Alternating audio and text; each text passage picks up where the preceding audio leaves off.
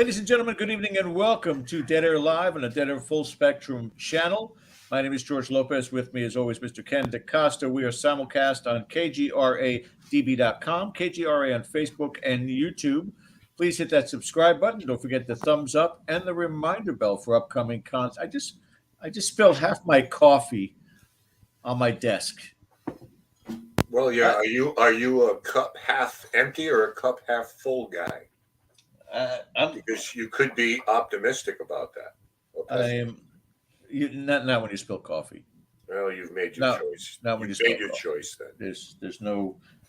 It's half empty, but I'll help. I will continue. Thank you guys for joining us tonight. Hope everybody is doing well, whether you are up in the rainy areas or in the snowy areas or down here in South Florida or Central Florida, where we are just doing fine.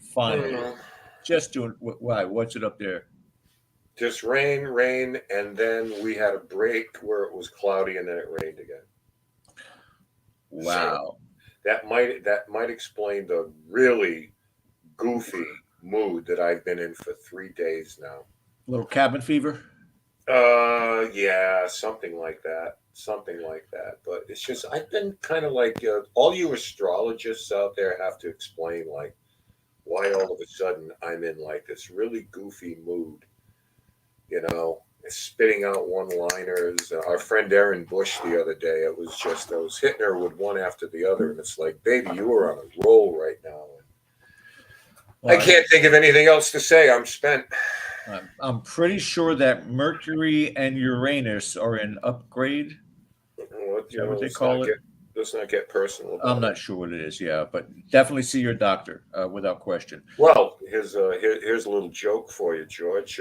Doctor says to the patient, says, "Am I going to be all right?" And the doctor says, "I don't know. Mercury is in Uranus right now." Patient says, "I don't believe in that astrology stuff." And the doctor says, "Neither do I. My thermometer broke." Hang on. We've got something for that, don't we? Down there. Here we go. There we go. That's all we can do for you guys right now. Thank you. Yes. Thank you. I'm here all week. All right. God help us all. This is going to be a long 2-hour show. So let's get some guests on here, Ken, so that we can get off of this topic. So go ahead. Yeah, let's get going on here now. Our guests tonight, ladies and gentlemen, we're excited about this because they are two wonderful people and part of the KGRA family. Deb and Arjay DeRousse are a twin soul couple with a passion for their mission of awakening and informing as many people as possible. They are the authors of Defeating the Archons, the Twin Soul Mission, and Worlds Beyond Death, Examining Alternate Realms of Existence. Okay, let me go to page 6 here now. They are public speakers, paranormal UFO researchers, experiencers, founders of the Michigan UFO Con-Tact, Reiki Master teachers, spiritual teachers, radio talk show hosts, and founders of the Mystical Awakenings Radio Network, founders of the Michigan UFO Con-Tact. As mentioned, we're going to talk a little bit about their event tonight. They're a medium and a numerologist, and together they run Mystical Awakenings books and more in Houghton Lake, Michigan. And I'm dying to know how they pronounce it in Michigan. Is it Houghton Lake or Houghton Lake? I'm going with Houghton on this. But without further ado, let's bring on Deb and Arjay right now to Dead Air. Hello. You're absolutely correct, Ken. It's Houghton Lake. Yeah. Nailed it. And we are here to save the Mercury anus or Uranus issue. Yes, please do. We'll send healing. Yeah, right now. Send white light. Send something. Houghton Lake, is it have any relation to Houghton Mansion? I don't think so. No. Okay. Of course, there's another town north of us, yes. UP called Houghton. So yeah, that's North Houghton, Adams, Massachusetts. Yeah. I've been to that. Houghton Lake is like right here. Michigan is the mitten. It's the Michigan hand. And we're in the middle finger. No, we're up in the middle finger. Yeah. So that's where we're at. Oh. Not in sunny Florida. It's a little resort town on the biggest lake, inland lake in Michigan. That's all I can tell you. Well, we want to thank you guys for joining us tonight. And Ken just found this out. Deborah was the one to bring it up. She is Dead Air alumni. She had come onto the show when we were back in the Blog Talk days, and probably 8 to 10 years ago now. So I think you now. What's the anniversary for this one here? I think you do get a smoking jacket from Dead Air. I'll have to check into that and look for it. Well, then let's say it's 10. Or we'll give you a GPS so you don't have to write on your palm when you get But all right, let's get into some topics here. I mean, just 10 years, and we always say the same thing. Where did time go? It flies by so fast. But, at that time when we were talking with you, it was predominantly about paranormal investigating. But you and RJ have expanded considerably, have you not? Oh, yeah, considerably. And, we like to call it evolving. We did the paranormal ghost hunting, for many years. And it's wonderful. We love it. You can't be in that field without really having a passion for it. Sure. Not if you're going to do it justice. Right. But, as time went on, we were being, I think, pushed more and more toward ufology and the connection between all paranormal aspects. So I had a huge experience in 2016 with missing time, and that really kind of kicked us in gear and got us going with everything else. Well, I was kind of a late starter into the paranormal, the ghost hunting thing, because as a very young lad, I had experiences that were more ET related, and I had a huge UFO experience when I was 19. So I got into the other parts of the paranormal later on, and I was so glad she had her experience, because we could open up a little more and talk about the stuff. Because, thanks. It's your fault. Well, I know, but. So I knew what she was going through because I went through the same stuff, but it was meant to be. It all fell in place, and here we are. So I'm just trying to find the truth. I got to say, it's a pretty impressive thing, RJ, though, for you to be able to be involved with all of this and tour with ZZ Top. It's an incredible amount of endurance. Yes. I'm filling in quite well now, so. I'll turn you over to Ken in the first hour here, and then I'll be back in just about 30 minutes or so. Mr. DaCosta. Yes, sir. Thank you. And we'll probably do the tag team wrestling thing where George, I know, wants to get into collective consciousness with you. Okay. I'm going to steer this in the beginning a little bit more into the UFO realm, because it is actually, as a young boy, what got me started. I was raised, as I'm sure you were, in an era where astronauts were true heroes. This was Buck Rogers come to life. So my interest in this started with, way back John Glenn, Gemini and all the rest of that. And then this other thing came along called UFOs. What is this thing all about right now? So that was kind of like my gateway to every other realm of paranormal research, paranormal investigation. And RJ, you and I are the same age. You look much better than I do, though, brother.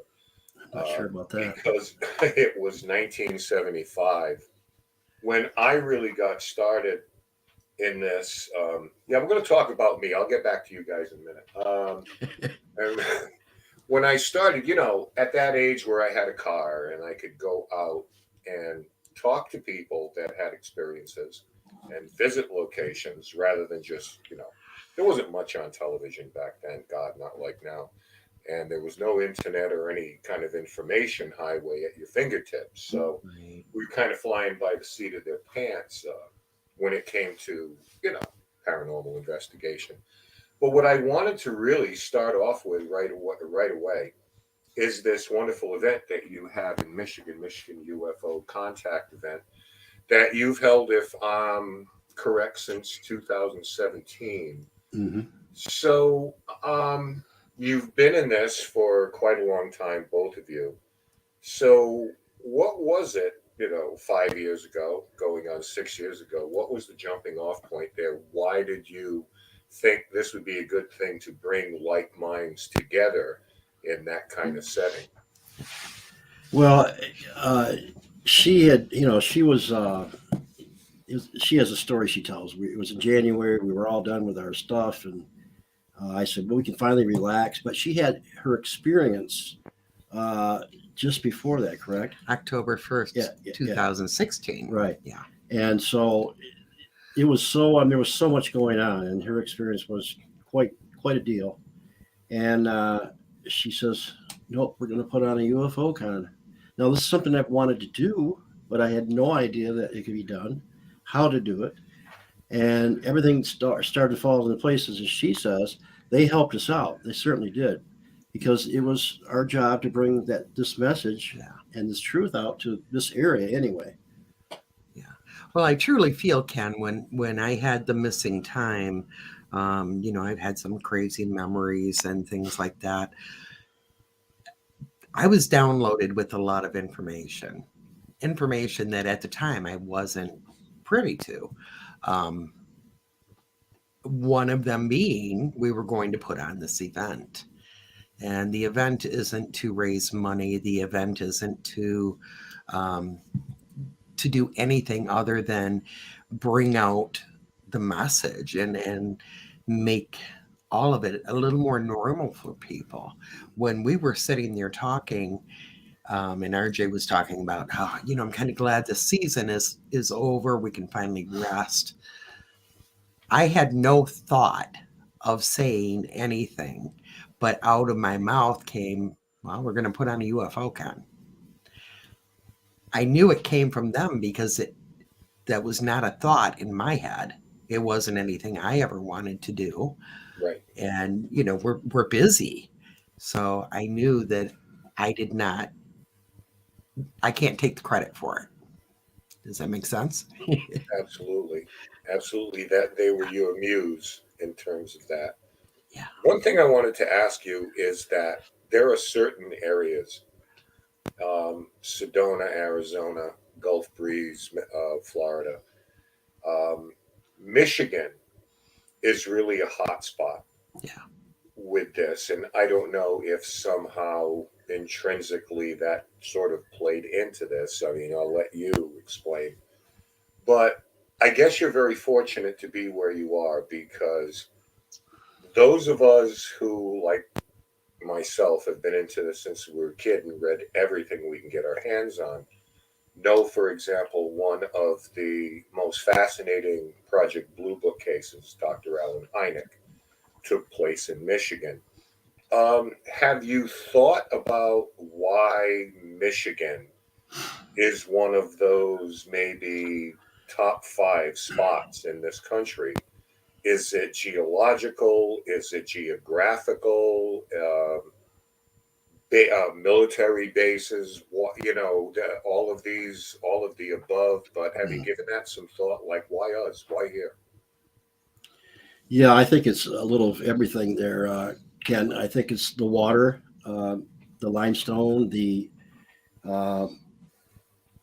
magnetic field that's around here. I just think there's a lot going on.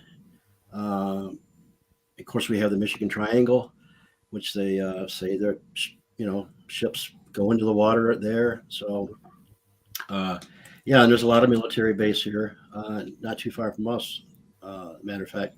Right. So yeah, I it's actually number 9 in the United States as far as sightings go. Texas was 1, or California. I don't know. I'm not certain. I don't think we're 9 anymore. I think it might be a little higher. I have that chart actually, and I wanted to say you're up pretty high. Maybe it's California. I'm not sure. But I think it's the water for one thing, and like you said, it's a combination of all those above. Yeah. Yep. Yeah. And honestly, I mean, like Sedona doesn't have a lot of water, but the energy, I think any place, it's kind of a combination. The portals, the energy, and the people. You know, I mean, how often do we see people that never look at the sky ever? Right. You know, they have a cell phone, they're always looking at their phone. I think awareness, we actually just thank God they are, or we wouldn't have a show, but go ahead. Right. Well, there you go. There you go. Oh, yeah. Okay. Having a hard time reading that, but thank you, George. That's pretty cool. Number 10. Okay. Number 10. Okay. Okay. So I was thinking more like about 5, but we actually were in the middle of a Zoom meeting before we came on the show. And one thing we were talking about is Michigan reports have gone way up. There was a Netflix program about some sightings in Michigan. And what year was that? 1996, I think. Anyways, yeah, my brain went dead. But it seems like when there's happenings like that, all of a sudden people are looking to the sky. Mm-hmm. And we are firm believers that if people spend enough time looking, they're going to see something. So, yeah, I think that probably plays into it. When you are in a noted area, people will tend to pay a little bit more attention to things. I'm sure people in Northern California pay more attention to cryptids than, someone else somewhere else across the country does, for sure. You had previously talked about something I wanted to ask you about, because one of the things we love to do on this show, when we bring our guests on, we're always mindful that there are likely people in chat as we're live here now, or will at some point watch the show in the archives, who may be having a shared experience as a lot of our guests, whether we bring on demonologists, paranormal investigators, ufologists, cryptozoologists. There are people who have similar experiences, and we always like to let them know you're not alone.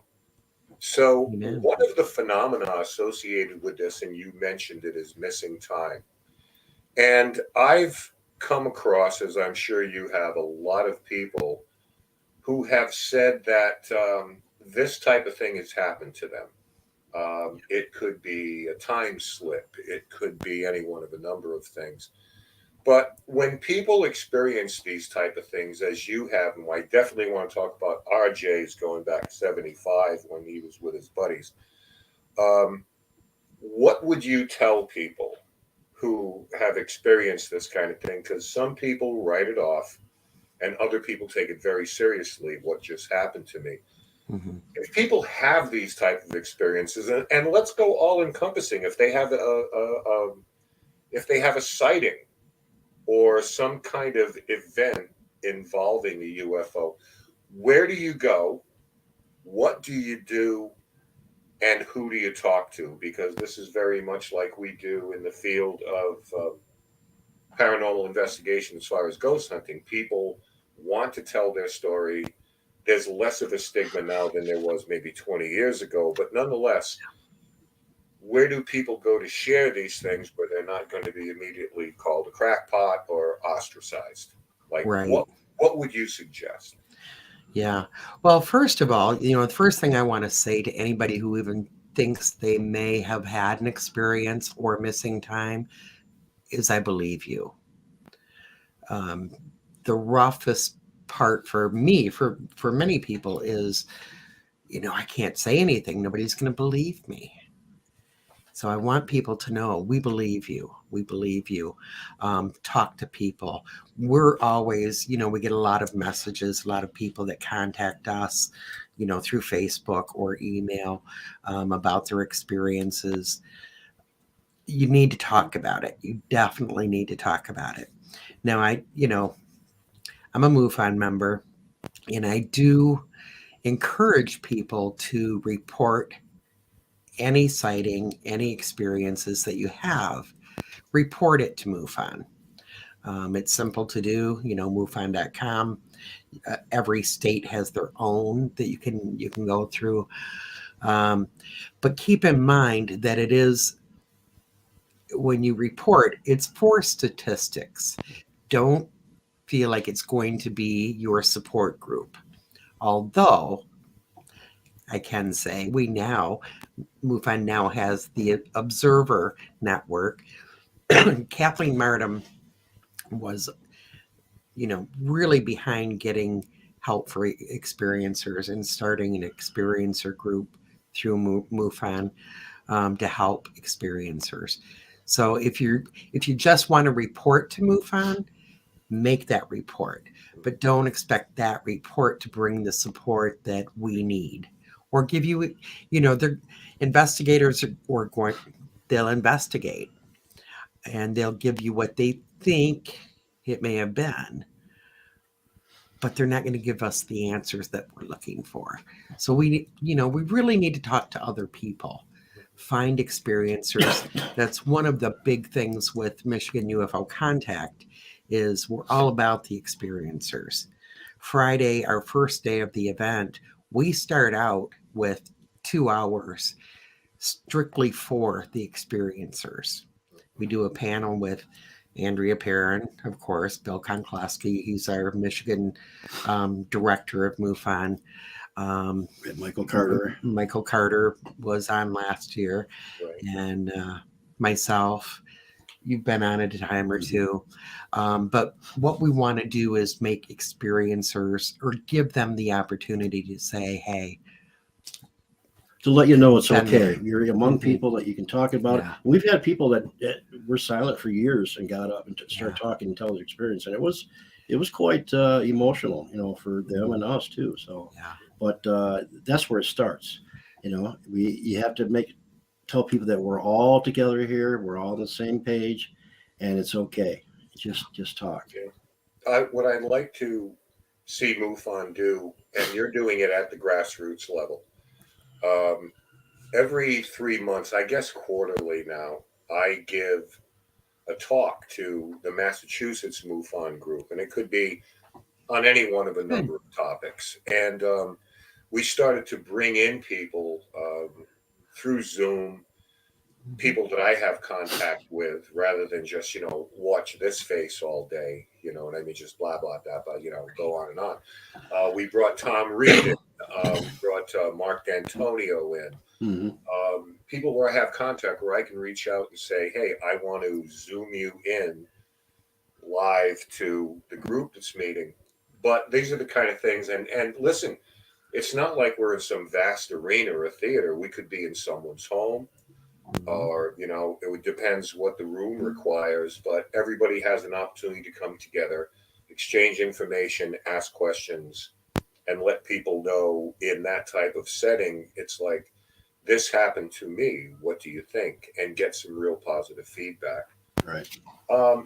Love it. When we get into this field, big umbrella over the paranormal field, everyone has their own personality.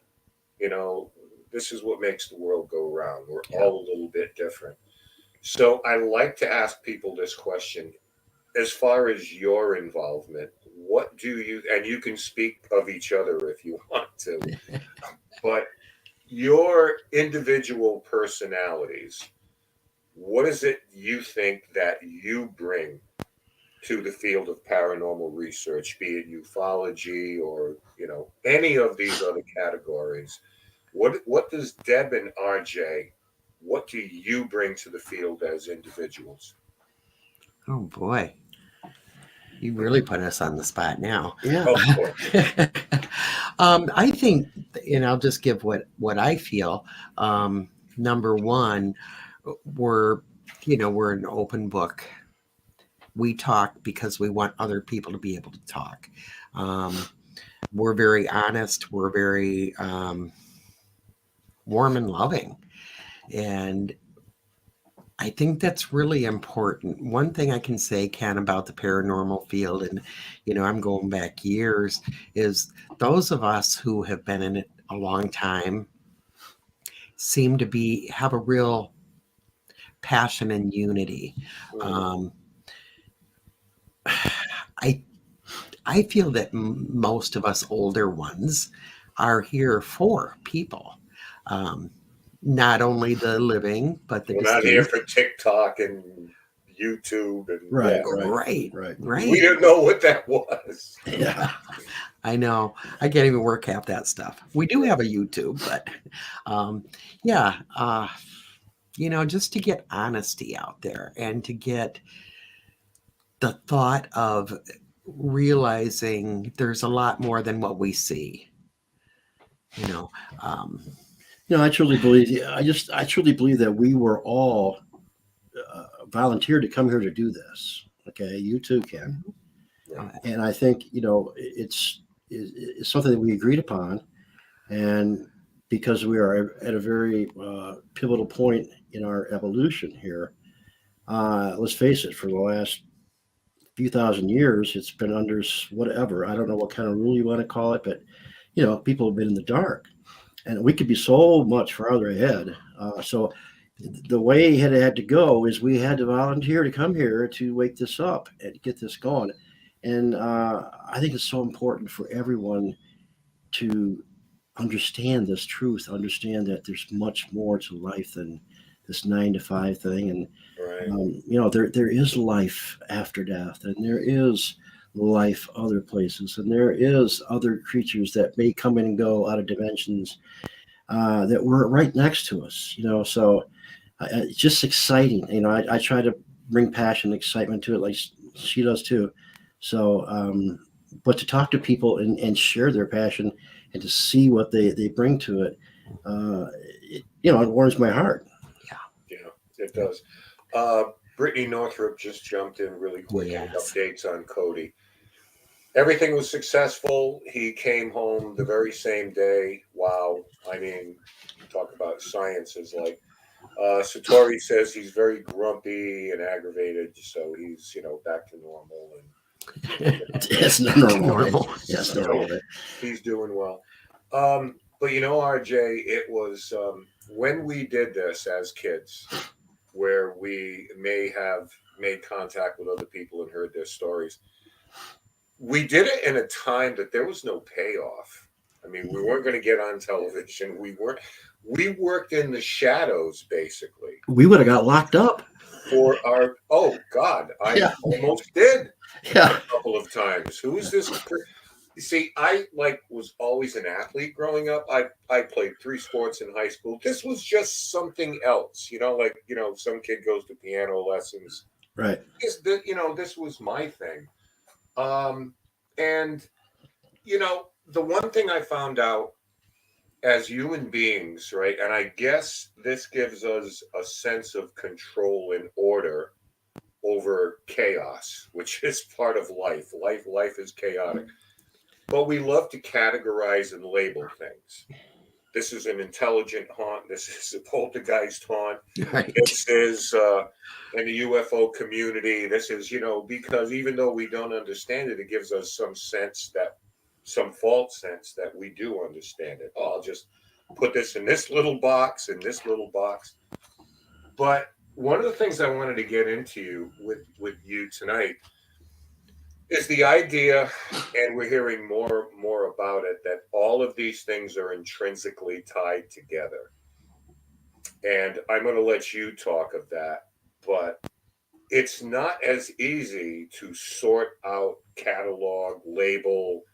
I mean, it makes us feel better because we think we understand it. Like, oh, that's a poltergeist haunt. Okay, all right, my work here is done. But all of these things may have a collective meaning. I mean, I've heard everything from ghosts or aliens or ghosts. I mean, I don't know about all of that. But I'd like you guys, because I know that you've thought a lot about this. How do you feel about all these things being tied together somehow? You want to go? Well, in our investigations with our team, and I know other teams have had the same experience, when this mechanic voice comes across one of your, EVPs. Yeah, EVPs or one of your devices, and it sounds like it's talking mechanical. Now, I talked to many teams that have had this happen, and I do believe that, you might be out there trying to contact some spirits and ghosts, but at the same time, perhaps some extraterrestrial or interdimensional or higher dimensional beings are coming through. And I think if you had the time, you could call all these teams up around the United States and say, hey, do you think you made some alien contact? And you probably make a good book out of it, but take a lot of research and time. But yeah, I believe that, all those things coming across our equipment are not spirits. I think they're living beings somewhere around us, some dimension, interdimensional, higher frequency, whatever you want to call it. But yeah, are they all related? Yeah, everything is related. I mean, I'm a true believer in the law of one, which, we're all from the same stuff, whether it be a star or be, one creator or whatever you want to call it. But we all are part of that universal consciousness, and we're just at different levels, different vibrating frequencies. And one looks a little more solid than the other, Right. One has a different light frequency, and therefore it's discolor. But we can't see all the light frequencies. We only see like 32% of the light spectrum. So, and light is information. So the more you see, the more information you receive. So yeah, it's all I think it's all tied in. And I watching that Expedition Bigfoot show, it was amazing because to see these orbs around this being that was obviously on this, infrared camera, and then it turned into an orb itself and take off. What is that? Right. And people have seen UFOs around the Sasquatch and the Bigfoot. So yeah, it's all tied in. But do I really know? No, I don't know. That's why I do this. I just try to find out. Are all of these things on an individual vibrational plane that somehow at some point tends to... Is this why we see these things visually? Because we're on two different planes, and then suddenly, for whatever reason, they kind of jump into each other and really quickly. I see a horse-drawn carriage from the 1700s going down the road, and now it's not there anymore. Right. Yeah, I think that's our belief is, number one, time is an illusion. So 1700s or, 2023, what's the difference? But yeah, if you believe in collective consciousness, it's all about what we don't see. So I think that's a great point, Ken, that it is like when you're dealing with human spirit or probably any other higher dimensional being, they're vibrating very fast, like a hummingbird faster. So if people can visualize, think about a hummingbird, it's hard to see them because they're moving so fast. That's kind of how it is with other beings. But when they slow down their vibration a little bit, and if we can increase our vibration, there's more odds of seeing more contact. Yep. And, part of the evolution is that we are increasing our vibrations. Many people, the planet in general, the whole Earth is vibrating higher. So as we vibrate higher and they have those moments of coming down, like you said, there's that melding or, a moment of the visual. We miss a lot. But I think bees, for example, see an infrared. This is another wavelength. Right. So this is why it's infinitely possible, because we can't see in the high and low, whether it's ultraviolet or infrared, that maybe they're existing outside the visible light spectrum. Right. And we've tried things with ultraviolet and infrared. I don't think we're quite there yet, but it makes a little bit of sense. Before I bring George in, because I have a $64,000 question in the second half of the show I want to ask you. We could get into it a little bit here. I want to talk to you about databases, because I don't know where this just came from. inspired thought, I guess, or maybe not. But people talk about databases. We should all get together and make databases of all these different locations, these different areas. In theory, it makes a lot of sense. But my question is, if we're not all doing the same thing, does that invalidate the idea of a database where we could go to, like, let me look at this location or this state? I'm not talking about, reporting UFOs, because it's a visual sighting and you're talking about its behavior, its color, and everything like that. But in the paranormal field, some people may employ psychics, some don't. The psychic gets an impression, I saw so-and-so and a family there. Well, I don't see it. But if it all goes into the database, do you think it should all go in there, or does it kind of skew the results a little bit? Because if you can't document it, it creates a problem. So I was just talking about this to somebody. Oh, we should have a database. And it's like, I don't know if that would work. So how do you guys feel about that? Well, Andrea Perrin kind of put it cool one day. She said it's circumstantial evidence, the psychic part of it. So, I mean, it's there, and it can be verified. It really can. I mean, on a quantum level, it can be, I think it can be used. Could it be on the final report? Maybe not, but I think it's, I think it's important evidence. I do. I don't think it can be just poo-hooed and thrown away. And you can talk to the medium; she knows. Well, and the medium's going to sound a little bit different because, I was born into mediumship, and it's something that I've always dealt with. But when I investigate, my mediumship is totally separate. Now, to go in a house and feel, okay, we need to set up equipment here. We need this here. And I'll take little notes. I'll hear things, I'll write things down. Sure. But to me, any information I get as a medium is not scientifically backed. If I'm going to investigate, I want scientific proof. I want EVPs. I want, footage. I want something other than what I get. Would I love if everybody got the same thing I get? I would, but it doesn't happen.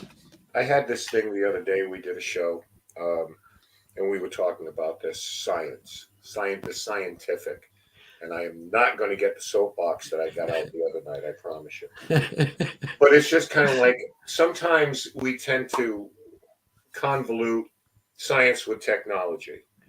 I'm not a scientist if I use a Geiger counter or a meter or something like something goes ping. I'm using technology. Right. I'm not a scientist by, my training isn't in the realm of the scientific method.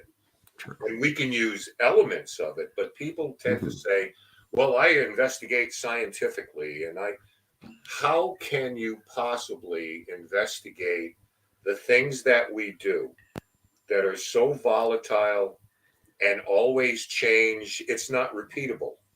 Right. So I think a lot of times when we talk about science, and I think this is what skeptics like to throw it as, you're not doing it scientifically. It's like, how can we do it scientifically?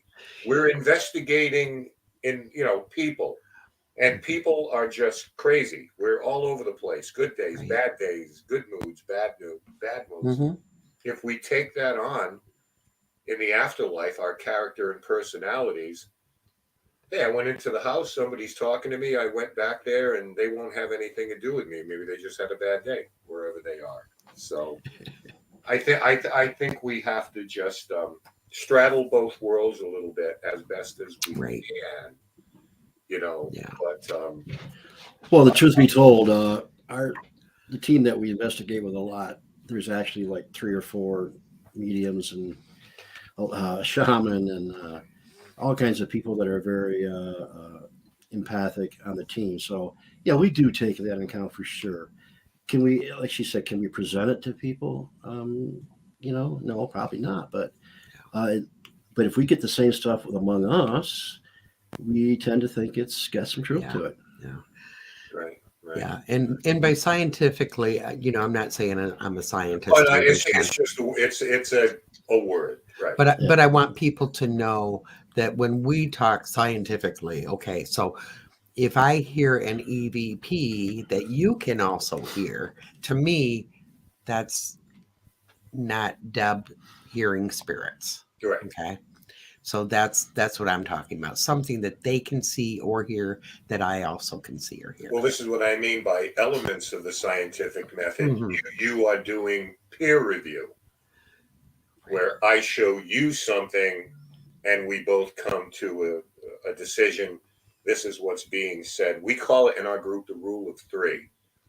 I will play something for three people. If all three people decide that it's the same thing, well, that's class A. If two out of the three, it's a class B. And if nobody can decide, it's just, it just goes over here for now. Okay. I'm going to come back in the second half because I have something that's been on my mind all damn week. And you're just the people to ask these questions to. But I'm going to bring George back in here right now so you guys can reminisce about the Blog Talk days. Okay. Yeah, baby. Hi, George. The good old days. Hey, guys. Again, our very special guests tonight, RJ and Deb DeRousse. You talk about the paranormal. They basically have covered the gambit of it. So many different things that they have done. Renaissance couple in the paranormal. So you guys understand that.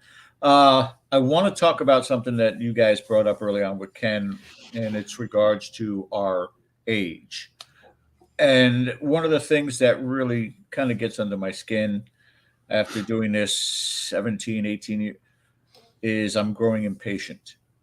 I'm starting to be fearful that the discoveries will not occur until long after we're gone. So let's delve into a lot of what we are missing still with regards to this. I know you're talking about databases.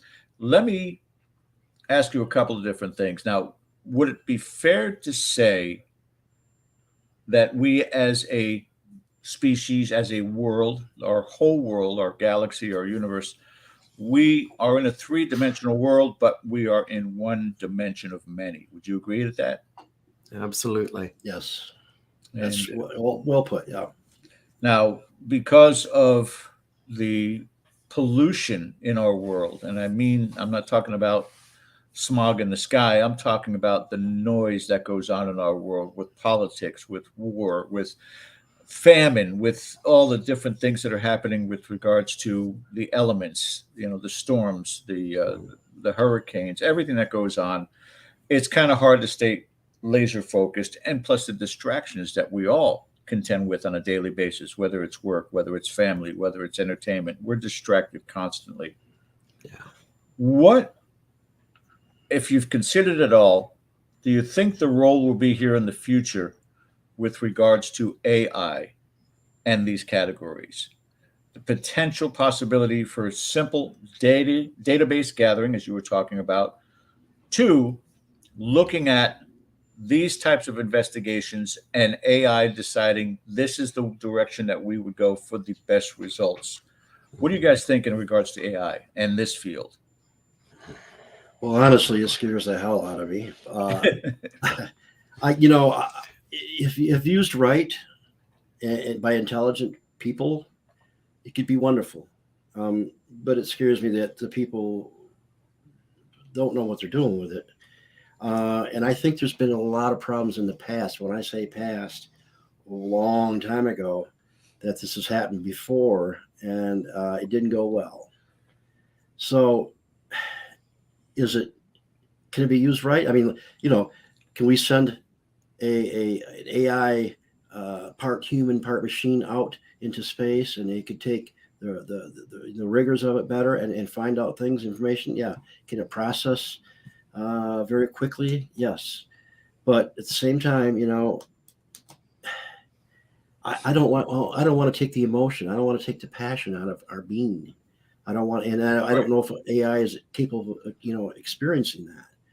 Right. No, it's not. Yeah. And, if you look at these grays, they all look the same, right? Because they gave up their biological bodies for a synthetic body because they know how to download consciousness and awareness into these synthetic, bodies. But what happened was they lost their emotion. I mean, it's not because they're not very intelligent, but they lost their emotion and their passion and their feelings. And now that's why they got this hybrid thing going on again, so they can get that back. They knew it was a mistake. Well, we can go down a very, very dangerous road here when we talk about the aspect of whether or not emotions are a good or a bad thing with regards to this field. Now, there's certainly a passion is a positive thing, Yes. but then there's fear, and there's anger, and so many, and they all kind of core into the same thing when you really think about it. But you get to a point in time where you start to wonder as to whether or not we're doing it justice, because, and let's look at the other part, call it an emotion or not, ambition. And there are people who will do anything within this field or anywhere in the world, in life in general, to get ahead. And there are people in this field that you just wonder, are you in this for the right reasons? Do you have the passion for what it is that you're doing? Or is just some sort of a gateway for you to move forward on this? How do you address that in the field? And I would imagine, especially dealing with the convention on top of that, it's almost a weeding process. You're almost having to go through, as you talk to people and say, we're going to have you on board, or we're going to have you come visit, or tell me your story. Has the time, the age, and the experience given to you to be able to say, I know your agenda, and it's certainly not to share information and be part of the information network. You've experienced that? Yes. Absolutely. And we talk a lot about passion, but I think we also need to throw compassion in there, because all of this work, even when it comes to database work, we do need to, I agree, compile data. Even if it's not totally accurate, we need to do that, but we also need to have compassion in this field. And that's, some of these people that you're talking about do not. And when you're lacking the compassion, you're definitely not in it for the right reasons. And that makes it difficult. And that's one thing that we really look into, George. When the very first year that we did the UFO Con-Tact, I did not pick who the presenters were going to be. I just knew. It was something downloaded. I contacted these people, and every one of them immediately said yes. And it was like the perfect mix of information, passion, compassion, intelligence. Yeah. Yep. When it comes to their own agenda, big egos, all about the almighty dollar. Obstacles. That doesn't work. That does not work in what we are doing, because UFO Con-Tact is all about all of us. It's about the unity. It's about getting information out for the people and allowing people to have somebody compassionate to bring their stories to open up and to heal and not feel crazy. Yeah, part of it, a lot of people get to meet each other and tell similar stories, and that's really, I can sit back and watch this going on, and it's they're telling their story to that person, and it's really cool. I mean, let's face it, you feel like one. Deb, you've known me long enough and well enough to know that I'm always going to go outer fringe on some of my topics and concerns. That's and what I love about you. But that is my passion and my compassion, is I want this field to advance forward. One of the things from the UFO community that has always stuck in my side, and I wish to God that it was a much bigger part of this field. MUFON is a mover and shaker, no question about it, as are so many of the other departments and organizations that are out there worldwide. Problem I have is it does seem to come down, and I've attended these, to story time. And from the paranormal or spirit investigation perspective, it would be like having a convention and just talking about the ghost sightings that we've had. But the field comprises mostly about, here's our EVPs, here's our spirit box sessions, here's our photography, here's our videography. We're capturing all of these. Mm-hmm. Most of what is presented at a lot of these UFO conventions are archival footage that people have been catching for the last 60 years and brought forth. Again, let's take a look at this, because the Tic Tac's going to be around forever. But to be a more active role in this field from the UFO side of it, why have they not taken that leap yet, or at least a visible leap? We are not seeing enough of cold investigations, people going out there and trying to make contact. Am I wrong on that, or is that something that I'm missing?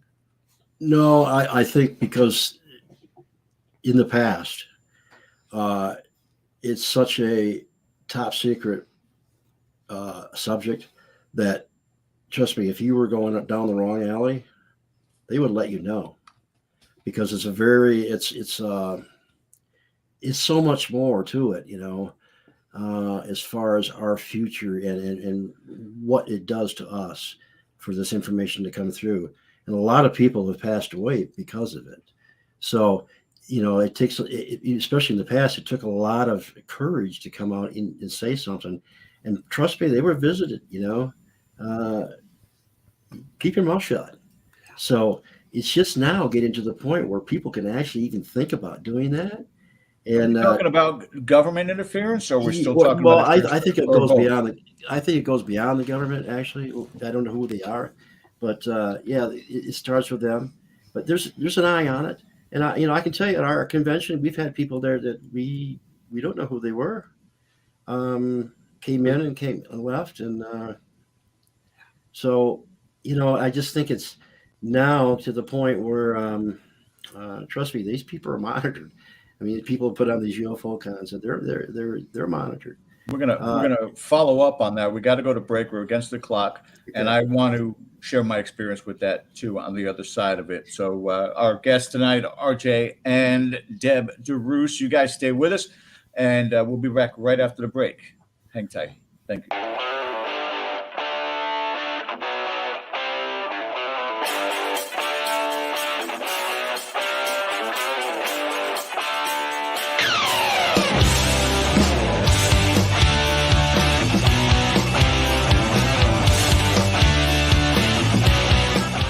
Hey members, the new KGRA DB app is now available on iOS and Android devices. Gain on-demand access to any KGRA DB programming. Download any show directly to your mobile device to listen or watch on the go. Go to the App Store and search KGRA DB.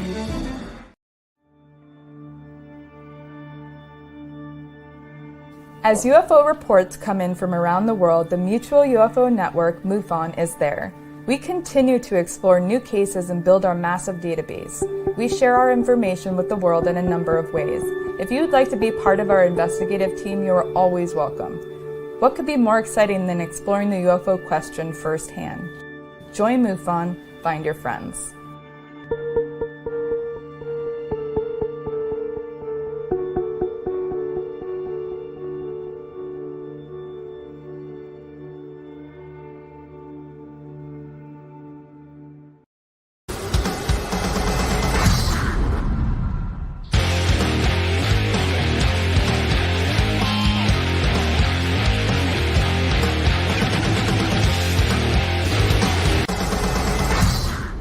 Are you looking to go on a faraway journey that is magical and mysterious, reaping on mystical legends? If so, then Mysterious Adventure Tours is perfect for you. Imagine a voyage to explore ancient mysteries of Ireland, haunted majesties of Scotland, or their chilling Birth of the Vampires in Romania. These small esoteric getaways are limited and do fill up fast. So, go to mysteriousAdventuretours.com and book your trip soon. You're listening to the KGRA Digital Broadcasting Network. We provide unparalleled coverage of trending news in the world of ufology, cryptozoology, and paranormal phenomenon. Whether you're watching our video live stream or listening to one of our audio programs, you are getting the best from world-renowned researchers and hosts, guiding you through topics the mainstream won't touch. Miss one of your favorite programs? No problem. Head over to the members area at kgradb.com for access to our massive library of award-winning content. Make contact, stay connected, only at kgradb.com.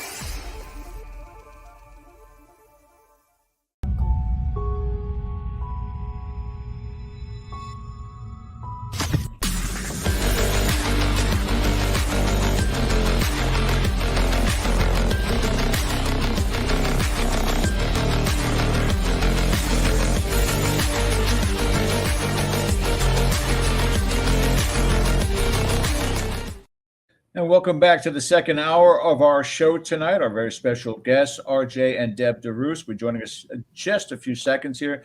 Mr. Ken DaCosta, inform everybody once again the different shows that we have on the network and what's upcoming this week. Sure. Let's start with tomorrow night. Tomorrow night, Ron Murphy and Christopher Rondino will be back on Mysteries, Myths, and Monsters. Yeah. And tomorrow they are going to be getting into Jack the Ripper. Yes, the Whitechapel killer. Did I mention I wrote a book about Jack the Ripper with Andrea Perrin? I think you've mentioned that once or twice in my presence. Yeah. Right over there. Right on the right show. over his shoulder. Never been to the Conjuring House. I got that in. Go ahead, sir. Never. So the boys will be back, and they're going to be talking about Jack the Ripper. They've kind of expanded their programming and got away from a lot of the monsters now, and they're going to branch out into different myths and mysteries, hence the word. On Thursday nights, alternating, we have Panoramic Perspectives with Elise Jamarco Carlson and Carl Johnson. This week, their guests will be Sue Vickery and Deb Vickers. These are former docents at the Lizzie Borden Bed and Breakfast, who are also paranormal investigators. Every other Thursday is Live from the Haunted Museum with Cody and Satori, and we'll see how that goes. We filled in for them last week, but it all depends how Cody's coming along.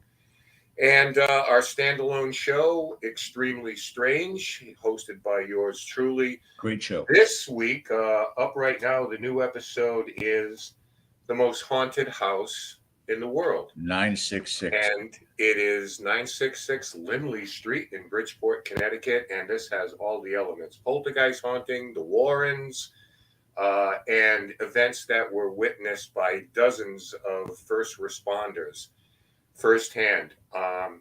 We're hoping, and I think I have a good handle on it. Within 2 weeks, we are going to be bringing on the show Mr. William Hall, who wrote the definitive book on this particular haunting. So that'll be in 2 weeks. Ooh, nice. And of course, here we are on Sunday nights. Next week, we're hoping to have our typical postmortem evidence review from our live event at the Alley Theater. Awesome. We are already gathering a lot of things that you didn't see on the show, and they are phenomenal. So give us another week on that to roll in and get our full spectrum on YouTube. Hit that subscribe button. Absolutely. And for those of you who are asking, somebody was a little impatient, said, you guys asked the questions. Is this a pre-record? No, we're live. We'll get to the questions here in the second half. Just bear with us. We'll definitely take care of that. Sure. Leave them in chat. We'll bookmark them and we'll get them up there. Yeah. Okay. So anyway, let's get our wonderful guests back on again. We're so happy to have them, RJ and Deb DeRousse, joining us. And thank you guys again for being with us this evening. We are so happy to be with you this evening. Absolutely. Loving it. Now, I'm going to turn it back over to Ken, and I'm going to keep in mind the story we were talking about with disinformation people who show up at these conventions. So I'll bring that up when I come back. But in the meantime, Ken, it's all yours, sir. Okay, thank you. So let's get into the crux of the biscuit here. And I want to talk a little bit about disclosure. We know that the report came out a couple of years ago, which in my opinion was really kind of a nothing burger. We would love to tell you, but certain things we can't tell you in the interest of national security. So there are some positives. I'm glad that they're working with the FAA and NASA. Excuse me. So progress. But there has been generally the theme over decades now. And, whether it was Philip Corso, whether it was the late Stanton Friedman, whether it was Edgar Mitchell, who thinks the world is ready for disclosure.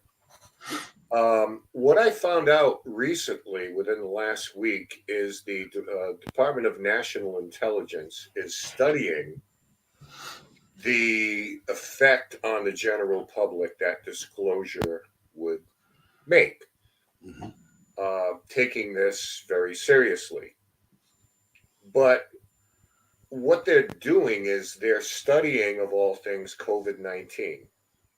Because if you recall, in the 80s, President Ronald Reagan once made a speech, and I want to paraphrase it here, where he said, if the world faced a global existential threat in the form of an alien civilization, how we would all come together. So I was listening to this, and immediately my thoughts, why are they studying COVID-19 then? And then it hit me, in 2020, the Earth faced a global existential threat in the form of a virus. And how did that work out for us? So I've kind of gotten off of that, and I'm thinking a little more objectively now, based on the reactions of the world to that pandemic threat. Are we truly ready to band together in some kind of existential threat?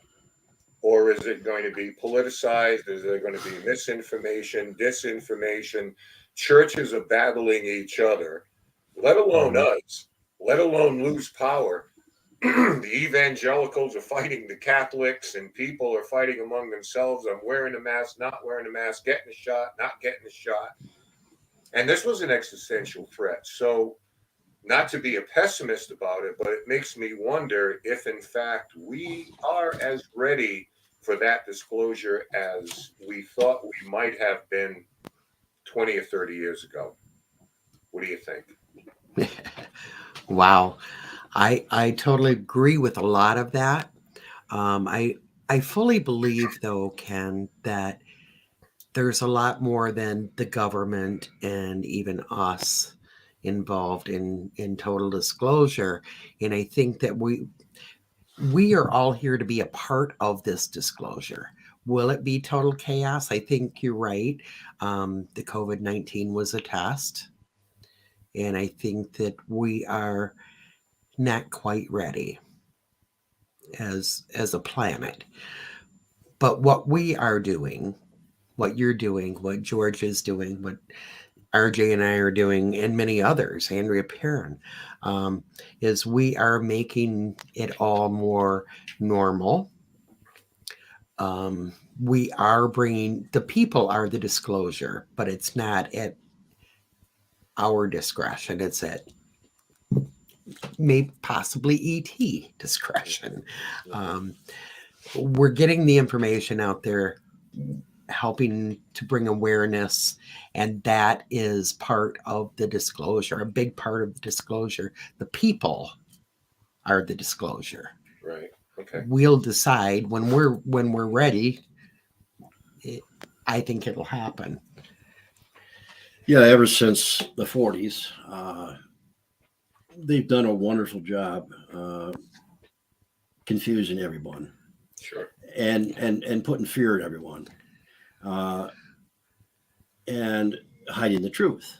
So the only reason that we're not ready is because we've been conditioned that way to not be ready.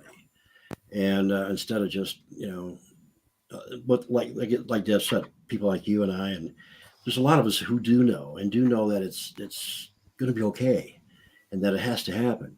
But the people that have been in control for so long, they don't want it to happen, but they can't stop it, so they don't know what to do. They can't stop this mass amount of evolution and information that's coming to us in technology and spirituality. Yeah. And that's part of our gig. That should have happened probably a long time ago. So they're not going down without a fight either. So whoever they are, but let's face it, it's going to happen. And disclosure, that's why disclosure is coming from us. People have had experiences, are coming out and saying, and they can't stop it. There's just so many people have had experiences with it, they can't stop it anymore. Yeah. Misinformation and disinformation is nothing new. If you go back to the days of Richard Doty and what happened there, right? Okay. The difference in my mind is the delivery system has changed. Yeah. Because it's not disinformation from the government. Now we have social media at our fingertips, which is something that President Reagan didn't foresee. Or if they did, it was in its basic infancy. Mm-hmm. So now your disinformation can come from the grassroots. It can literally come from us. It can come from bots. It can come from the government. It can come from a foreign adversary. Yeah. But now the disinformation can come from within ourselves, because the way the government is thinking of this is that they're looking at it in terms of all potential eventualities. Okay, now we could have a peaceful disclosure, a peaceful landing, citizens of Earth, I come to you, but they also, because they have to do their job, look at it from a point of potential hostility. So what would be, and everybody thinks that it's going to be War of the Worlds type thing. And it may not be that, because why would you expend resources to get into a war?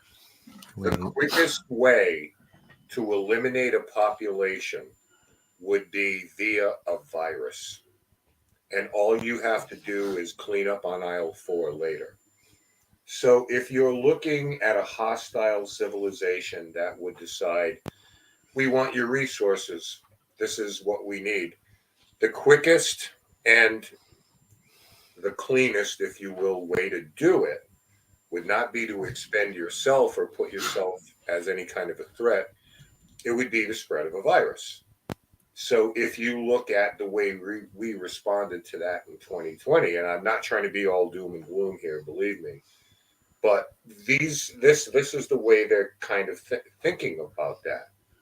And in that regard, it's kind of distressing to me to see not only how we reacted, but how we are just so tribal now about this. The last time I saw this country come together was probably 9/11. And you could see that people had something in common. Mm-hmm. So I want to get your thoughts on that first, and then I want to kind of maybe move into something else.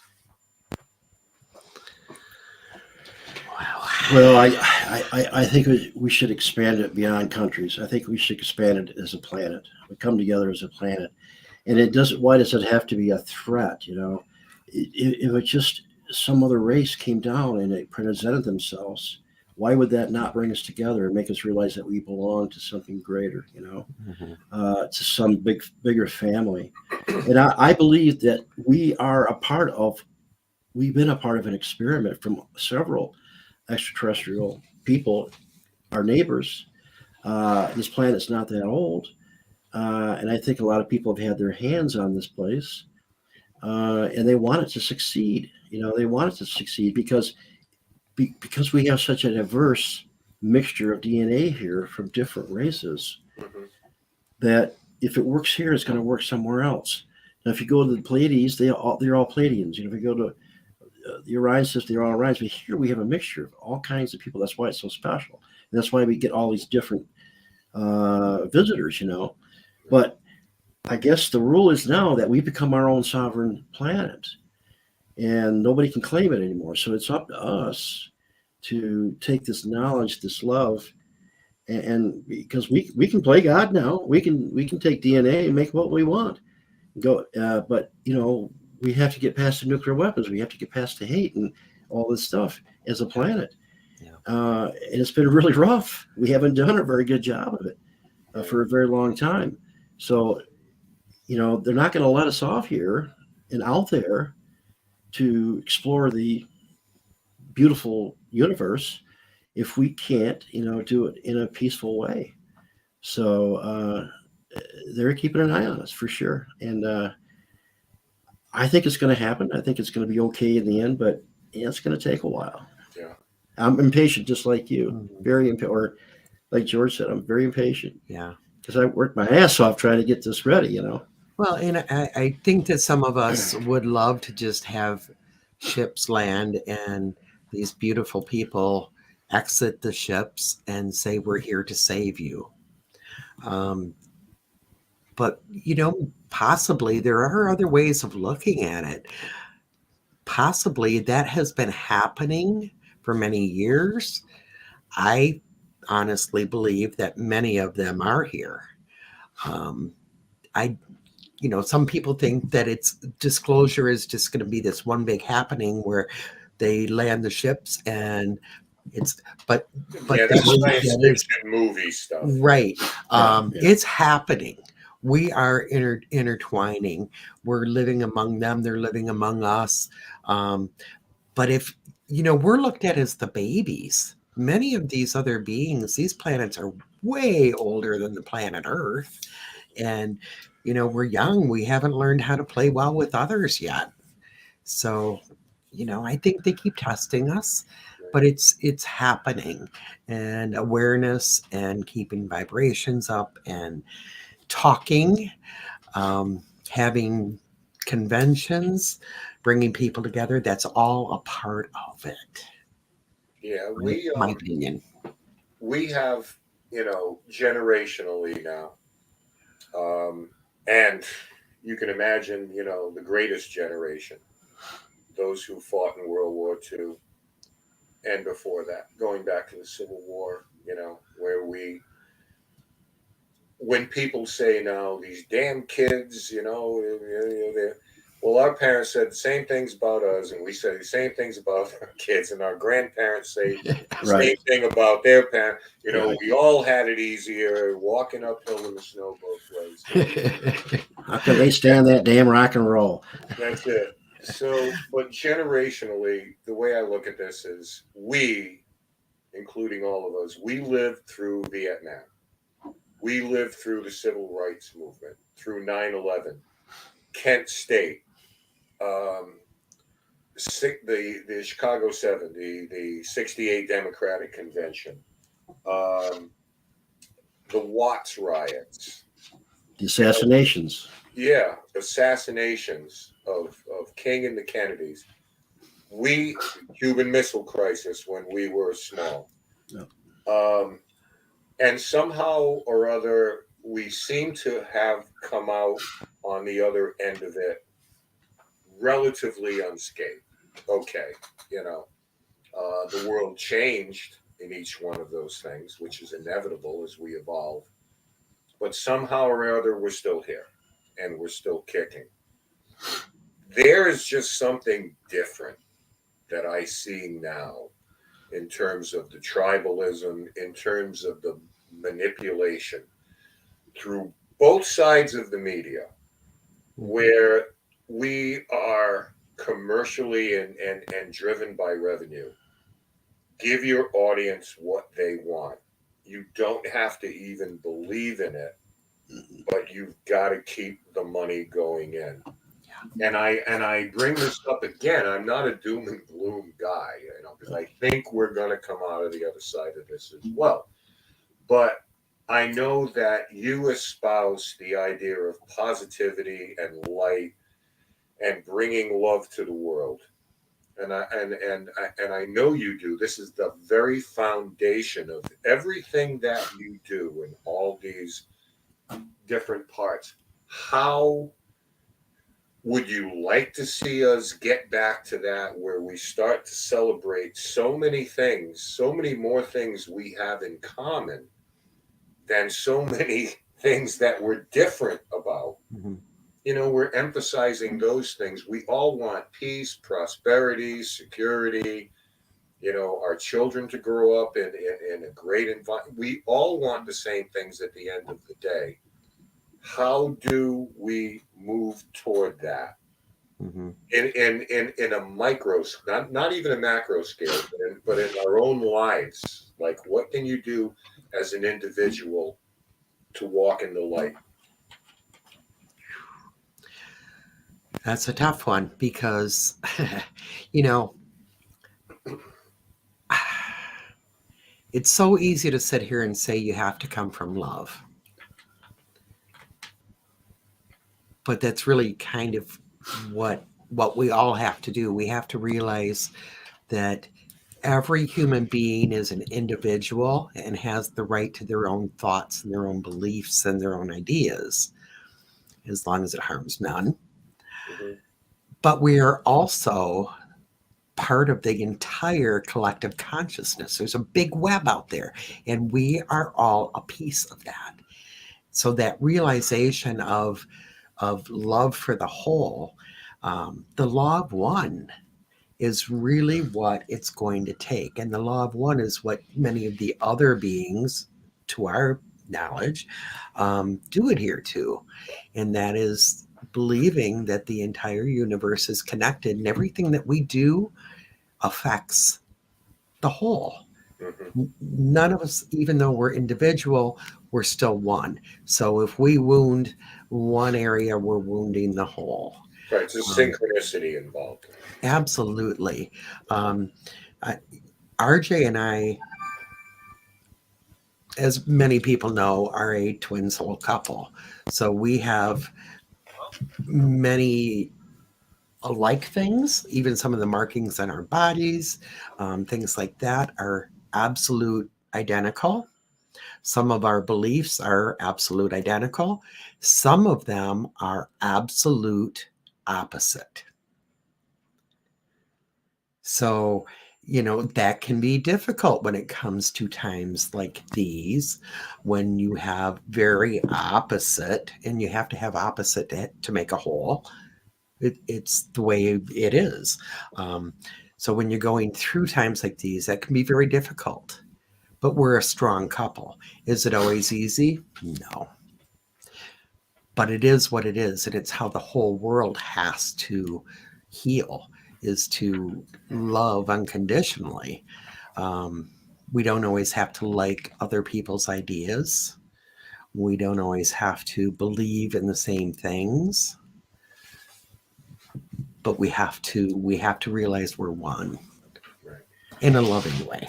Yes, you know, like I said, somebody's been in control, and the best way to be in control is to create chaos, to create separation, to create differences, to create you're different than me. You have different beliefs than I do. Instead of focusing on what we all have in common and what we all like and what we all want, you know, based on all kinds of things, from cultures, religions, and colors of skin, and just ridiculous things.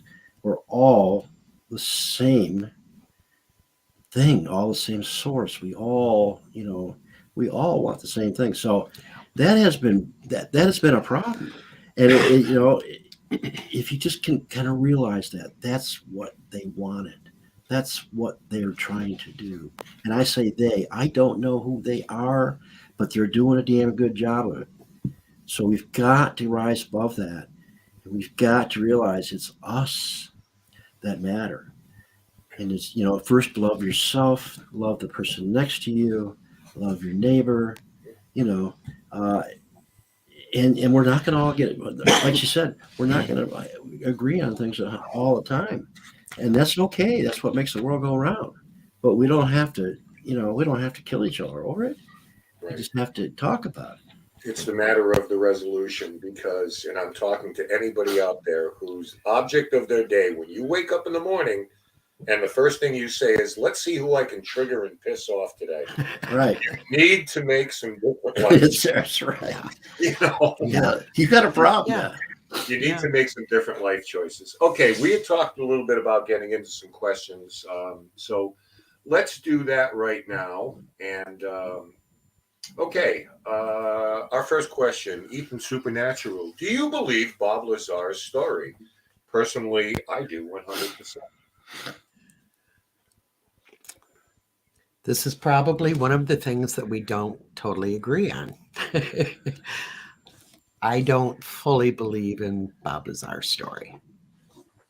And I'm going to leave it at that. And I believe in it 90%. How's that?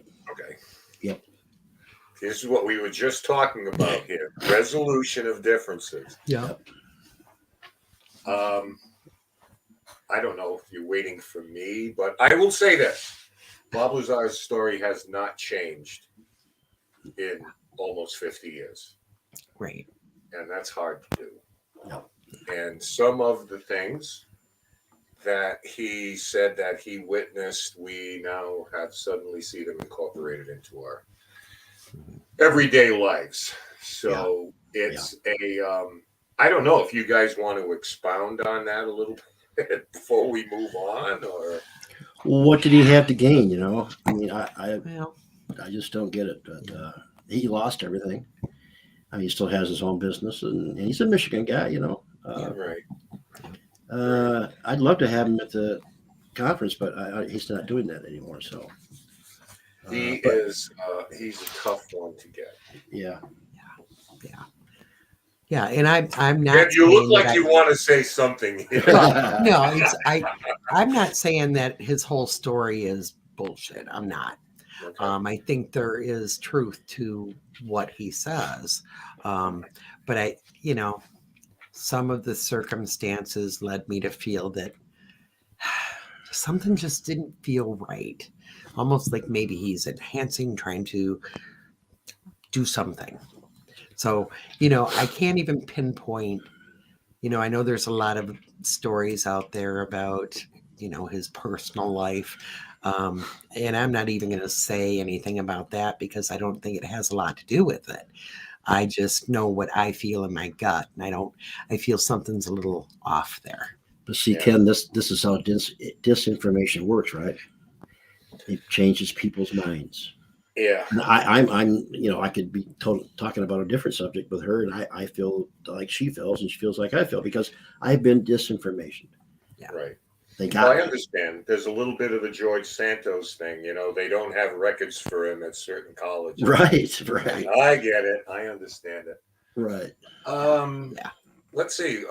Kathy Pernisek. What about Cheryl Costa's stats book on UFO sightings? Absolutely love it. All right, you're going to have to, educate me. You're going to have to fill me in on this one a little bit. Well, she's been a speaker at our conference for a couple of years, or couples, I love her last name already. So. Yeah, I know. And, she was in the Navy, but she has got information, incredible research, down to zip codes of sightings in every state. Times, what they look like. And this is where I got that rating, that number 9, it was 10, whatever. But as far as data goes, if you love data, and sometimes I really do, that's the book to get. Yeah, and I was going to bring that up. Kathy mentioned that when you were talking about, collecting data. Cheryl and Linda Costa have been doing that for many years within the UFO field. So it's not all paranormal, but I think they do a great job of it. Yeah. I really do. A lot of work. And Cheryl, just to sit and talk to her, she's a wealth of information. Well, it's a labor of love when you're compiling that kind of data. we have a question from our friend Lynn Bowling. If something can be recreated, does that invalidate the experience? I guess we're talking in terms of the paranormal. If I can create the same shadow, and I don't think so, Lynn. What do you how you guys come? Just because you can recreate it I don't think it means it invalidates the original experience necessarily. Right. And every circumstance is different. And sometimes, if you try hard enough, you can recreate it. But, right, it doesn't invalidate it in any aspect of the paranormal field. Right. Whether it's crypto or UFO or let's face spirits. it, the first experience is always the best, right? But if you can recreate it, it's still there. It still gives you information. Yeah. I remember in my younger years, my team caught quite a shadow going across the wall. And back then it was caught with camera. Mm-hmm. And every clip, it would be a little bit further. And we spent hours trying to do this exact shadow across the wall. And I thought, this is kind of stupid. Of course we can make a shadow go across the wall. I can't prove, none of us can prove that no human being was anywhere. Right. So, it can be recreated, but it didn't take away the experience that happened. It was one of the complaints that the homeowner had was seeing this shadow quite often. If we tried hard, we could recreate it, but it was still experience, and I wasn't about to take that away from the homeowner. So. No, it kind of takes me back to Ben Hanson's show Fact or Fake. Mm-hmm. Remember that? Yeah. Okay, so they take videos and there's lights in the sky. So they're going to try to recreate it, and this time we're going to get a helicopter, and we're going to get a giant mirror and put it on the helicopter, and then we're going to shine lights through the mirror. It's like, trust me, these people who took this with a video camera did not hire a helicopter. Right. Yeah. I think we're kind of spitting chicklets there a little bit. Right. Yep. Yeah, and I was kind of thinking the same way, Ken. Yeah, I remember that. I remember that. Yeah. Okay, I get it. Bill Murphy, nice guy, great guy, but it's like, I don't think they hired a chopper for this. Right. Yeah. We have not so much a question, but a comment, David Fritz. If people think UFO or paranormal encounters, groups, etc., are not monitored and sort of controlled in content, then all I have to say is they have a lot of trust. I agree, David. Yeah. And someone mentioned earlier about at Michigan UFO Con-Tact. Every year we have people that kind of show up. Nobody knows. We had, was it 2 men? I believe Nick Redfern was speaking, and these 2 men in black literally came and sat in the center of the room. Some people saw them, some people did not. But to me, they were very obvious. And then they just kind of disappeared. Nobody knew who they were. Our ticket people did not see them. They were just there. Right. Yeah, we don't know how they got in or what, but they were a little different. If you're gathering information, right, why not? Because the one thing, if you're spreading misinformation or disinformation, let's attend these conferences to see if they're buying what we're selling. Right. If they're repeating the same bullshit that we're putting forward, then 2 thumbs up, it's working. We're doing our job, yeah. But if a speaker gets up there and suddenly there's a revelation or something that they're not supposed to know or something that you're close to, then we want to know that too. Mm-hmm. So what is the difference between if I'm having a trade show where there are 5 roofing companies in here, why would I, as a roofing company, not want to infiltrate that to see how the trade is advancing. Exactly.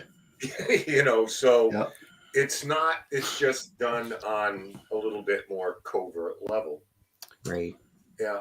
And finally, let's get to Greg O'Brien. Question: could the Big Bang just have been one cell that split into what we know and see now? It's an interesting theory. Yeah, that's an interesting theory. Yeah.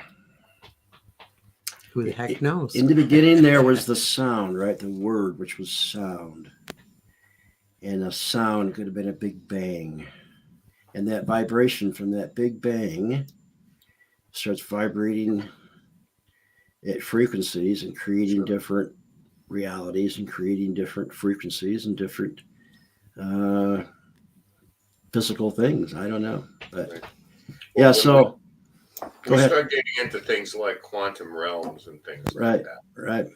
Where, I mean, we are talking definite, out of my pay grade, theoretical physics at this point, and like my head starts to hurt when I think about this stuff. Yeah. I thought about it a lot in the 70s, RJ, if you know what I'm saying. Exactly.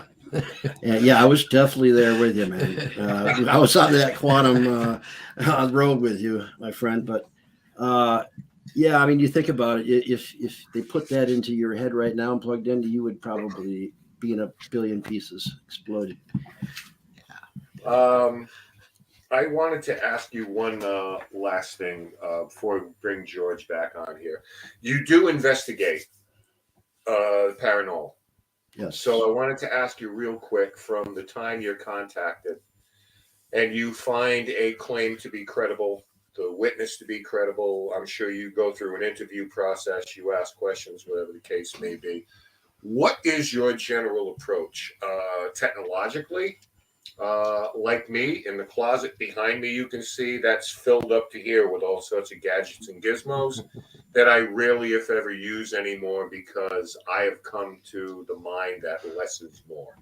It's not as intrusive, it's not as intimidating. So when you're doing that, whether you are in someone's residence or a public building, let's limit it to somebody asks you for help. It's like, I'm having a hard time to figure this out. And you know what that's like. People will tell you things that they won't tell their family, friends, co-workers. They put trust in you.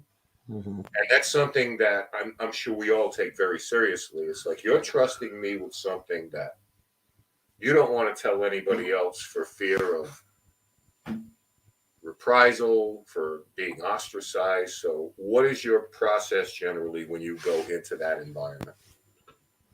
Well, typically we go in and set up recording or, cameras, place recorders. A lot of we're kind of like you, Ken, where we don't use a lot of equipment. There's so many toys out there. Of course, they're fun. They have where you can see the stick people and all that stuff. The stick people. I like it. Stick people. I love it. Yeah. Someday I'm gonna do a 2-hour show on the Connect camera someday, and people are not going to be happy with me. Yeah. But I digress. The stick people. Yeah. I think we're a pretty basic team, really, because we go by what if it's a home, the homeowner says, or if it's a business, whoever brought us in.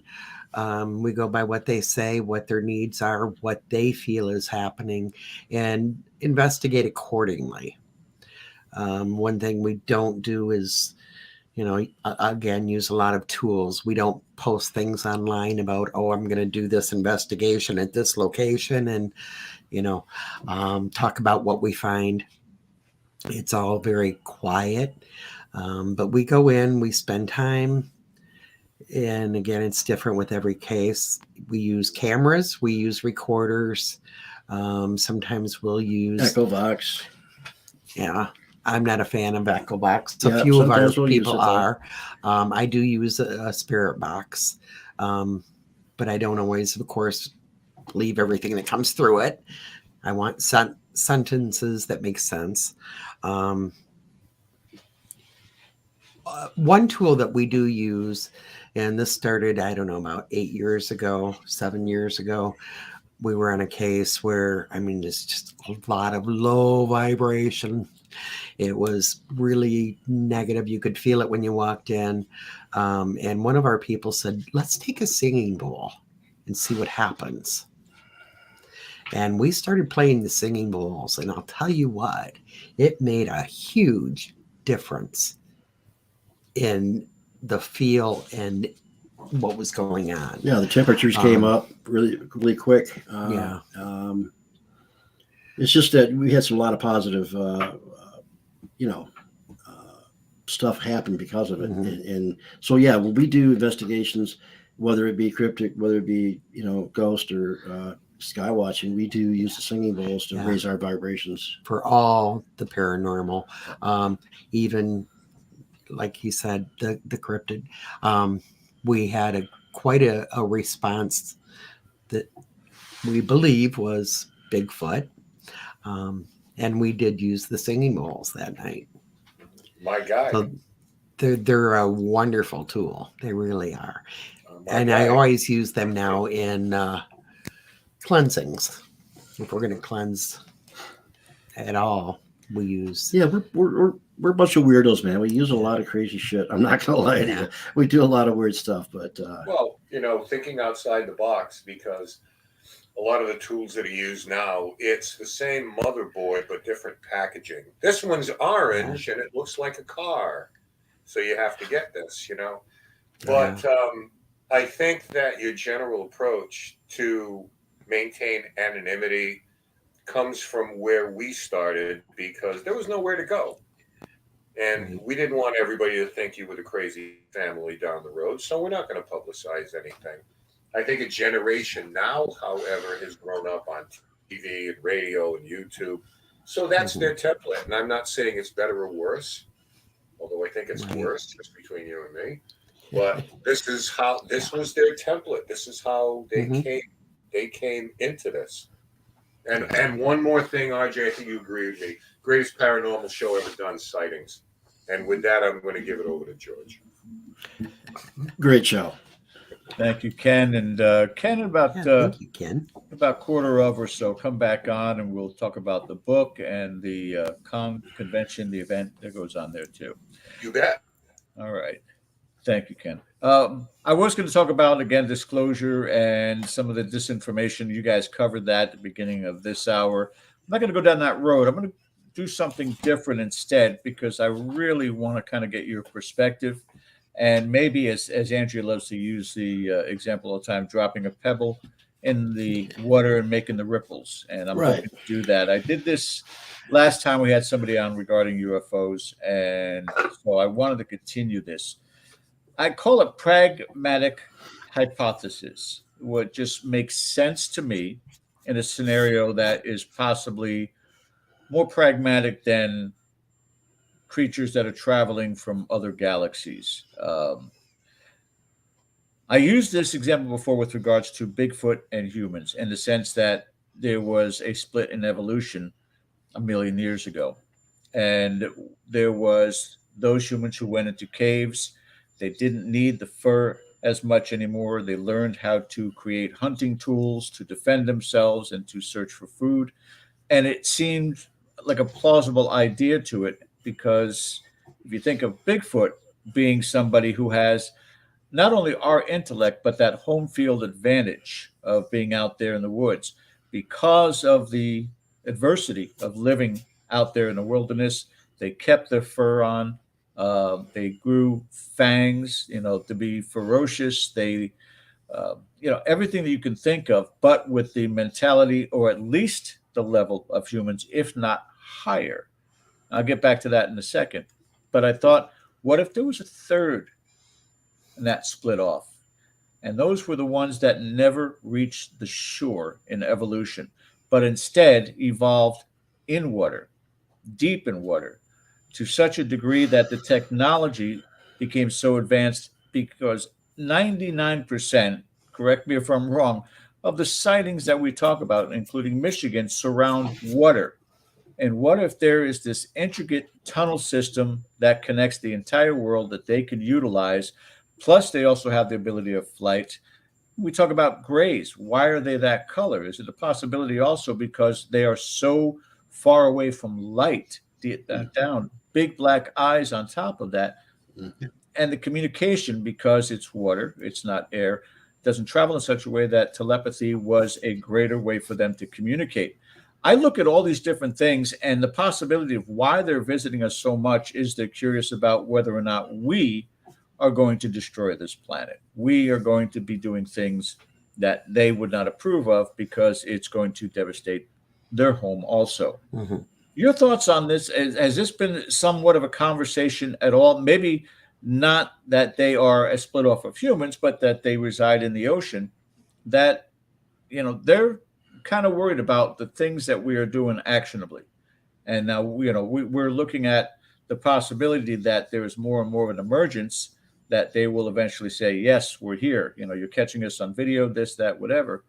And I'll go down that road on my next question for you guys. But is that topic ever discussed, and should it be within the UFO community? I believe it should be. And I do believe that, yes, it is at times. Boy, oh boy, that's a deep one. Yeah, that's a deep one. Evolution. I don't even know how to answer that. What do you have to say? Well, I got this theory, George, that, we talk about people that live in caves, when there's a big disaster and you wake up and everything you have is wiped out, the only way to survive is to go to a cave, right? But in this cave, they were intelligent people that were once a doctor, once whatever. They had skills. And their first generation of kids, when they're born, you're going to tell them that just 50 years ago, there was a great cities here. And they're going to go, what? What are you talking about? Right? So they have no idea. But because I believe there's been disasters on this planet that have wiped out civilizations. Greater than ours. Mm-hmm. Obviously, if you look at the architecture. And so as far as the split, the Bigfoot thing, there was a theory put out that they are here in case we do destroy ourselves, that they can use that DNA to start something else. When I say they, I say, the extraterrestrials. They can use the DNA to start a different civilization, because I do believe that this body was originally probably carved from what was on this planet at the time, and it might have been ape-like, and I think it's been reworked many times. But yeah, and I as far as the water goes, I think that's where they're all hiding out, man. I think there's all kinds of underground, what do you call, lava tunnels and stuff that they use. And I mean, there's a thing off the coast of California. If you look at it, it looks like a big opening under the water that goes into the coast. Sure. And there's a Navy base in Utah in this lake, and they say they can go from there to Utah, and you can actually go all around the planet of these underwater things. And there may be cities under there. There may be all kinds of. Of course, we know more about the stars than we know about the ocean. Yeah, vast civilizations. The potential is certainly there. But let's lead it to my second question before we get to the book and the convention. And this is regards to my lack of faith in humanity. And I know that both of you talked about, and I agree with you 100%, the core emotion that should be global is love. The compassion falls under that category. Passion falls under that category. But unfortunately, that's not what we are dealing with. You just look at what's going on in the world today, but go back decade after decade after decade after decade. Hate, death, war. I mean, so many different things. There should not be a single person on this planet having to suffer through starvation in today's society. It just boggles the mind. But it's all about capitalism, and it's all about self-preservation, and it just doesn't seem. It's like if I was going to have a block party and all my neighbors were the coolest neighbors around, and I'd love everybody to come over, but I got this one cousin or I got this one uncle that's so embarrassing that I decided to cancel the party. That's the kind of mentality I have about our universe and our galaxy, not just the aspect of something living in the water or civilization in the water, but if it was a galactic family, as Andrea's called it before, I'd be embarrassed. I'm gonna be right back. Well, yeah, I mean, you understand what I'm saying, RJ? Yeah, I get that. They may very well be embarrassed because one of the stories is that they were here and then left thinking everything was going to be okay, but something happened and it's not okay. So they're back now trying to correct that, whatever it is. Because, yeah, it doesn't look like it's working. I admit that on the surface, but I think there's a battle going on to try to correct this, a very serious battle. And unfortunately, some physical death is going to have to happen. And it is happening from it. But I believe that the purpose is going to be so this place survives. So this place does evolve. And I think if we get enough people to realize that there's much more to what we are doing now, obviously, this is going to happen. But we have got to want to do it in order to get the help. Who's we? They're not going to do it for us. Who's we? Well, a species? Yeah, as a species. We're going to have to do that. But there's just a handful of people that have so much control over how we feel, how we think through social media, through everything. Simple enough example of why I have no faith in it. And Ken, you can come back on if you could, sir, because we only got a few minutes left here. A perfect example of it. If, in fact, we had direct contact, as Deb said earlier, they just landed and said, we're here to help you. And one of the questions is, well, is there a God? And they go, well, technically, no. The Vatican's going to say these aliens are the devil's doing. Yeah. For what? For nothing more than keeping in power. Exactly. That's why I have very little faith in us as a species. Individuals, absolutely. Deb and RJ, absolutely. Ken DaCosta, I'm on the fence. But it's just, again, I don't mean to sound doom and gloom, but I just look at things very realistically and say, maybe we don't deserve it. Very frustrating. Yeah, it's very frustrating for sure. Ken, you want to talk about I'm sorry. Go ahead, RJ. Well, I was going to say this attitude goes back to World War II. We're coming out of World War II. At the height of nationalism, we defeated the Axis powers, and then suddenly these things start to show up with Kenneth Arnold, with Roswell, and so forth and so on. And then suddenly it's just kind of like we bought whatever the government sells us.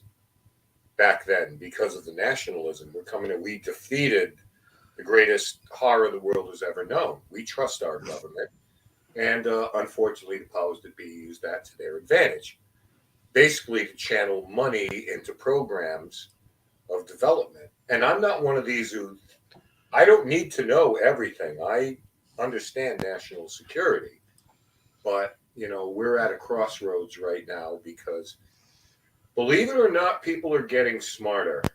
And the devil may be social media, but it also has the power for people to reach out and really kind of touch each other and get information. So I guess with that'll be my closing thought. And let's get on to some books and some events here before we say 1 minute for each promo, one for the convention, one for the books, and one for the show. And one for the show. Well, our first book is called Defeating the Archons, a Twin Soul Mission. Oh, you got it right there? Okay. That was written about us. It's very personal. How it is when a twin soul couple actually meets. Back in 2014, 15, and 16, that subject was coming to the planet big time in a big surge. And there was a ton of disinformation on the web. Yeah, so like everything else, So that's kind of tells how it happened. And then in our mission. And then the second book was a collaboration with my brother, who was one of the top numerologists in the world, Michael Cassett. And he had started channeling this information, just tons and tons and tons of it, about there's really no death. And halfway through it, he, as a numerologist, he realized it all equaled the same number. And there's a 1 in 81 chance it could happen. So if you don't even have to look at the numbers, it's just what he was channeling and what it says about death, and that there is no death. There's worlds beyond death. So that's what that's basically about. But we added our stuff to it because when he took it to the publishers in the 80s, he said, RJ, they don't get it. And so when he got sick and came home, I showed it to Deb, and we collaborated with him, and he was so happy that we got it done. They can be found on Amazon.com or any of our events, any event we're working. And speaking of events, the Michigan UFO Con-Tact is held this year, September 22nd and 23rd. We do not have the information out yet, but our lineup is pretty awesome. We're excited. Tickets will be on sale in about 2 weeks. I'm working on that now. It's a fantastic event, very focused on getting the information. All of our speakers, everybody there is there with love and compassion. We're not saying it's all love and light, because there's more to it. It's at the Lakeside Resort Hotel and Conference Center in Houghton Lake. And if you want to get your rooms early, be a good idea to get them now. And to book a room, always call the Lakeside Resort. We can give the number later, or contact us.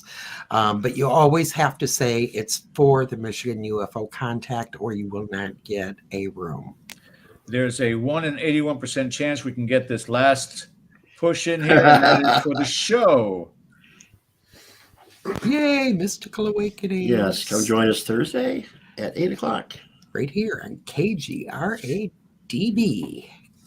That's wonderful. That is fantastic. Yes. Yeah. Part of the family, part of the KGRA family. So we love it. We love it, yes. RJ and Deb, thank you so much tonight. Right, Ken? Wonderful interview. I had an absolute ball, as I knew I would. And it was nice to just go off the path a little bit and just kind of ad hoc and talk about whatever you want to. But thank you so much for joining us, Deb and RJ. Thank you for having us. Yeah, thanks for having us. Appreciate We'll it. stay in touch, absolutely. Yeah, guys, take care. Absolutely. You too. Thanks so Love much. you guys. Bye-bye. All right, guys, that does it for our show tonight. Again, check out all of the different shows that are on our channel. Hit that subscribe button. Don't forget the thumbs up and the reminder bell. On behalf of Mr. Ken DaCosta, my name is George Lopez. Thank you guys for watching tonight. We'll see you next week.